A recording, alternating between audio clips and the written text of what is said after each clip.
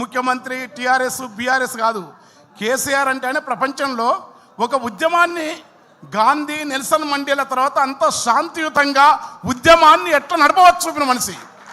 తర్వాత ధ్వంసమైన తెలంగాణను మొత్తం ఎక్కడా కోలుకోలేని తెలంగాణను ఒక అభివృద్ధి పథమే కాదు, మానవీయంగా సామాజిక సంక్షేమం కానీ జవాబుదారితనంగా తనకంటూ ఏం గొప్ప నాయకుని పేరు పెట్టినావు. అది నీవు ఆ పాత్రలో అబ్బాయి కేసీఆర్ను కోరుకోవడం అనేది నీ ఒక్కని కల కాదు, తెలంగాణ కాదు, ఆంధ్ర ప్రాంతం కాదు, భారతదేశంలోనే అరుదైన నాయకుల్లో నాయకుడు కేసీఆర్. మిగతా వాళ్ళ సంగతి నేను చెప్పను కానీ, ఎందుకంటే అంత విధానం ఉంటుంది. పని విజన్ చూసినాం కదా తెలంగాణ. మాకు తెలుసు కదా, ఏడుపు రాగాలు పాడి పాడి పాడి వాళ్ళ పదగతులు స్వరధతులు పల్లవించిన నేల తేన తీయని వీణ రాగాల తెలంగాణ దిప దరువుల వేల యక్షగానపుశాల పోతన కవియోగి భాగవత స్కందాల జయగీతికై మోగెరా తెలంగాణ జమ్మి కొమ్మై ఊగెరా సింగిడై పూసిందిరా తెలంగాణ తంగడై సింగిడై పొంగినట్టు నీళ్లను పొంగించడం కాకుండా ఎంత బాగుండేది.